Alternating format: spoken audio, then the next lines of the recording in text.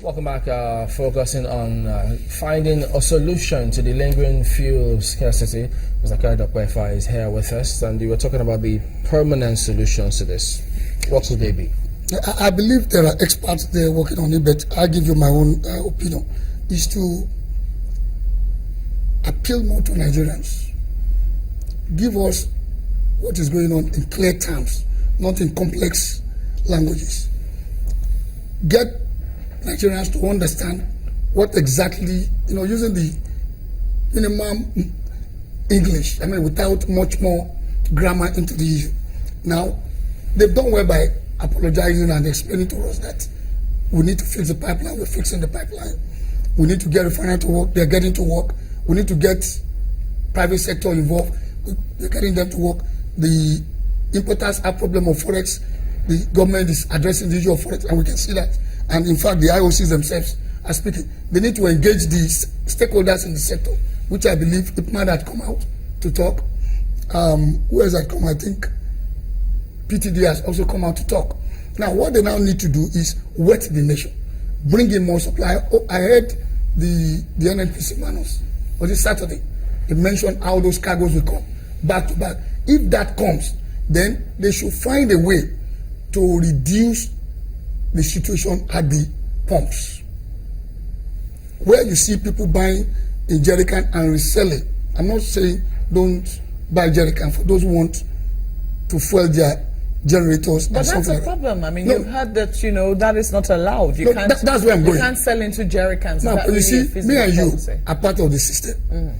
If I go there, what system? Sorry. No, the entire system. The country. Now, what we're saying is this: if there is the problem at the pumping, and the guy who is on the queue cannot buy, because everybody had gone there with jerrycan, and you see people go there with Okada and tricycle, they don't queue. Now they buy, they come out, they transfer into jerrycan. He said, if you stop people selling in jerrycan, that's the point I'm making. Not for somebody who wants to use it for his babbing salute. But when you see the man selling it again, that means he doesn't need that fuel for his business. He's buying that fuel to retrieve. You wonder where he got that fuel from. He probably brought it from the petrol station. That means the fuel is there, but somebody else has taken it away at 86 naira 50 kobo, 86 naira, and he's selling it to me and you at 160. Once that issue is there, there will continue to be that rush. Now, but if government wets the system, if what the man from NNPC said that they will now supply minimum of 40 to 45 on a daily basis for the next 30 days. If that happens, then you will see that demand and supply gap closed. Then that jerrycan may disappear. But the interim, we need to control the jerrycan. Then we need to get the pipeline beyond the battle. Move it to Ilorin, so that in one single day, when the fuel arrives Lagos, you can push down to the north. You won't need to truck 5 days. Look, if you have 3,000 trucks in Nigeria, and you need to load 1,000 a day, and it takes 500 of those trucks going outside Lagos to travel 5 days, you will get to it, and they need to travel back. You will get to a point you won't have trucks to pick what you have. That's what I mean by infrastructure. So the solution to that is the pipeline. Now let's go to the issue of foreign exchange. The solution to that is local refinery. So I am happy they mentioned the issue of co-location so that they can take advantage of the extent of infrastructure around the current thing. So by and large, I don't see, with the information that I have read and I have gathered, and with what I know in the last 8 years, working with those tanker drivers, Ipman, Dapman, Moman, we work with all of them. I see a situation where I will advise and I will plead, first with the federal government and NNPC. They should ensure that, one, they play their own role to monitor those petrol stations and ensure they are selling what they have. Help us to ensure that people don't sell in jerrycan. Watch my wife say, don't sell. As long as people sell in jerrycan, you won't make way. Ensure that the security operatives protect the pipelines, and then ensure that the refineries work optimally. Now, to me and you, what do we need to do? We need to be a little bit more patient. I'm going to appeal. Personally, I know this. I work with this major stakeholder for so long, and we discuss. And I know from what they tell me, the supply that is in town, there is a little bit of gap that is closing up. As soon as that supply closes up, and people stop selling, I didn't say buying, selling in jerrycan, you will see that the queue People will not need to buy from. I mean, because if there's no market, nobody will want to sell. If you're selling and people are not buying what it is you're selling, you obviously will find another business, and people will continue to patronize or even look for these people who are selling jerry cans if it's very difficult to get at the filling stations. Would you say that, considering just the hassles and hiring experience that people have been through, that we've managed this situation very well, even at the filling stations? That's exactly what I'm saying. I think I've told you that NNPC should play its own part, wet the system, that is, improve the supply gap, continue to work on the infrastructure's improvement, so that we don't even need to start trucking as much as we will see truck. That is, but at the back end. Now, coming to the filling station, if the supply is ramped up and the thing is available, and that means if you queue, you will get it. But if some people, those people who are buying my point is even the queues. I mean, we've seen in an earlier report that we played, we saw how in some stations, in the station, in an NNPC mega station in Jos, the person who was running that station took the initiative to ensure that people are orderly. Have we seen that happening, where people are forced to be orderly because, supply will eventually get to them? You've answered the question. It's to get people. That's what I'm saying. For me and you, we now have to play a part, including the security. Not for us. I mean, what about, because if people think that they are the station and they're not going to get this supply, or they see other people shunting and nobody is talking to those people who are shunting, what do you think is going to happen? Once the supply is there now, it's coming in. It's coming in. NFD said the supply is coming. I want to believe the supply is coming. Will that give us permanent solution to all of this? Because for some, they argue that the government is running away from what it fought against, that the only solution to this is deregulation. And knowing full well that we saw what happened then at the Freedom Square, in Ajota, different rallies and so many other things. So the government, especially some of their chieftains, they say, wait a minute, we fought against this, and it will be, somehow to come around and say, this, after all, is a solution that could be termed a permanent solution to what we're going through at the moment. From what we have read in the last 2 weeks, NNPC has ruled out a medium-term solution and a long-term solution. I didn't see the regulation on it. But if we talk about the regulation, and what did they do? They fix the pipeline. They will fix the refinery. They will encourage more refineries to exist. If you have those three issues, there will be supply. The supply gap, what is happening now is supply and demand equilibrium. Now let's go to deregulation. The AGO, that is the diesel sector, has been deregulated. There is more to deregulation. We have deregulated power. People are complaining about payment.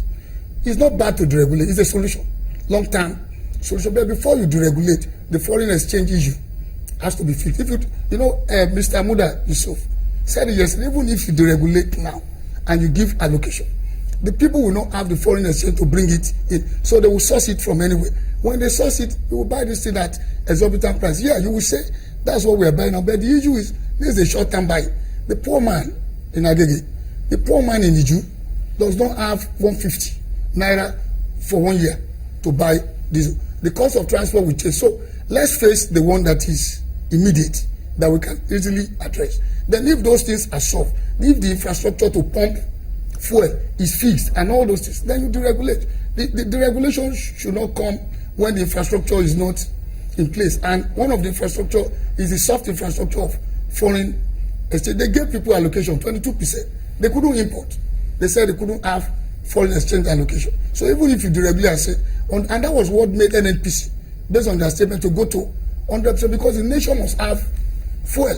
So I think it's just to keep appealing to Nigerians that it's very painful, I must tell you. But now they're paying subsidy again. The government never said, to the best of my understanding, that there will not be subsidy. They said that they were paying the backlog of the and that this may be there was no payment of subsidy. Now, if as at the time only for this morning, I want to assume to paying subsidy. Let me assume that is the position. But what I read in the paper is 5 naira, whatever. That is based on the pump price. That is about 5. I think we need more clarification on what that explains. I don't know what. The other perspective about this, because but if government need to subsidize the generality of Nigerians, not to go into penury and poverty, not to just to stabilize the cost of transportation and so on. I don't think it's out of order. Would it be too much for them to, for the APC to admit that, look, what we saw is not what we expected, and as such, we have to just learn on this job for the first year, and then maybe the second, third, or fourth year, we'll get used to it, and then begin to show results? No, I don't think that's the way to put it. But your first year in Lagos, of course, second, third year, that was the same. So it's a given everywhere. Listen, that was the same government. You have a situation where the handing over process itself was an issue. They didn't hand over the way people should hand over. But seriously speaking, there were issues. The government had to sit down, go through the books, prune the ministry from 42 to 24. I'm not here to defend. You get it? The situation now is that we all need to appeal to Nigerians to bear with the government and give these few more weeks. Few more weeks. That's this. In my own view, in my own view, give these more weeks or few more days or whatever to get us out of this. And I'm appealing to government. When I say government, I'm not saying NNPC. It's all government involved. Police is involved. Whoever is involved, I'm also part of government. For them to do what they need to do to ensure that people who go to the filling station to queue, to lift the filling station, sell to them. What you see, some of them just keep it. They don't sell. They sell at 7 p.m. They take advantage of the situation. So we also need to speak out. As citizens, if you know somebody selling abnormal, there's nothing wrong. Buy what you want to buy. You saw what Dele Momodu did in this day newspaper on, is it Sunday? Saturday. He went in there. The man changed at that particular moment, and things move. Everybody should. I'm not saying talk to this day or talk to channels, but whoever you can talk to, whoever is in your vicinity, you can prevent. More importantly is that we must all take ownership. I've changed from the game, the blame position. I've gone to the responsibility. The moment I left government, I took up upon myself what I would base my philosophy on. Is everybody must take responsibility and get this thing. So this government has told us when it came in, there are problems in the petroleum sector. That's why there is restructuring. And not this. During the restructuring, Nupeng and Pengasan protested. They went on a day or two strike. How come after a single meeting, they resolved the matter? That means they are not against the restructuring and the plan of the government. In their words. They were not engaged. So that means whatever the government is doing now within that sector is correct to the stakeholders. So, and I think if the stakeholders can come out further to also explain to Nigerians in which, and the labor too should get to understand what is going on. Then we all come out and get to understand in simple English I understand it. That's why I'm able to explain it. But for the common man who needed petrol to fire his I better pass my neighbor or whatever, all the thing he understands is he gets to the filling station, he gets something to buy, the powers it and he does his work at 86.50. And for those people, government owes them that responsibility and one of that responsibilities is to ensure, if it is true what NNPC has told us, to ensure the filling stations, the owners of the filling stations, we need to focus on them. All right, that's how far we can go this morning. Mr. Kayode Opeifa is former Commissioner for Transport in Lagos. Thank you for coming on today. Thank you very much. Well, we'll see you tomorrow. Thank you for watching. I'm Chamberlain Oso. Well, thank you, Maupe Ogun. Many thanks. I'm Sulaiman Alede.